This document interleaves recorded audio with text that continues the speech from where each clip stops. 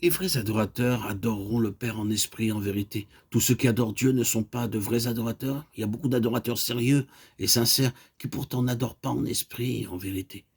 L'esprit peut être fortement préoccupé des choses de Dieu. Les sentiments et la volonté peuvent être vivement excités à cet égard sans qu'on adore pour autant de cette adoration spirituelle qui vient de Christ, la vérité de Dieu. On peut être très attaché aux vérités bibliques et pourtant ne pas connaître encore l'adoration que Dieu demande, parce qu'on reste sous l'influence prédominante, non de l'action de Dieu, mais de l'effort humain. Il faut qu'il y ait accord et communion entre Dieu, qui est esprit, et les adorateurs qui s'approchent de lui en esprit. Le Père demande de tels adorateurs. Il faut que le Saint-Esprit parfait et infini, qui est Dieu, le Père lui-même, se reflète dans l'esprit de son enfant, et ceci n'a lieu qu'autant que l'Esprit de Dieu demeure en lui. Si nous voulons devenir de tels adorateurs en esprit et en vérité, défions-nous de la chair, de sa manière d'adorer. Comme croyants, nous avons en nous une double nature, la chair et l'esprit. La chair est la partie de notre être naturel qui est toujours prête à s'ingérer dans les choses de Dieu et à se charger de tout ce que réclame l'adoration. Tandis que l'esprit est la partie spirituelle de notre être qui reste souvent très faible, ne sachant comment faire pour ressaisir la domination. Notre intelligence peut trouver du charme à l'étude de la parole de Dieu.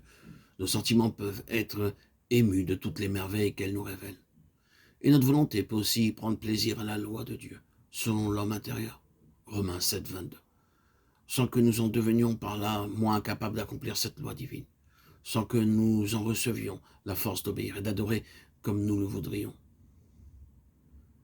C'est la présence du Saint-Esprit qu'il nous faut, soit pour le courant habituel de la vie, soit aussi pour l'adoration. Et pour le recevoir, il faut avant tout imposer silence à la chair. Que toute chair fasse silence devant l'Éternel, Zacharie 2,13. Que nulle chair ne se glorifie devant Dieu, 1 Corinthiens 1,29. Dieu le Père avait révélé à Pierre que Jésus était le Christ, Matthieu 16, 16, 17. Néanmoins, Pierre ne comprenait pas encore la croix. Son intelligence était toute autre chose de la terre, bien plus qu'aux choses de Dieu. Pour nous rapprocher de Dieu, il faut que nous renoncions à nos propres appréciations religieuses, que nous renoncions à vouloir produire par nos propres efforts des sentiments d'adoration, et que nous attendions tout du Saint-Esprit dans le calme d'un renoncement bien clair et distinct. Nous apprendrons ainsi qu'il est impossible à notre propre volonté de s'assurer l'action de l'Esprit, et que pour adorer en esprit, il faut marcher par l'Esprit. Or, vous n'êtes point dans la chair, mais vous êtes dans l'Esprit. S'il est vrai que l'Esprit de Dieu habite en vous, Romains 8, 9. Tant que l'Esprit demeure et règne en moi, je suis dans l'Esprit, et je puis adorer en esprit.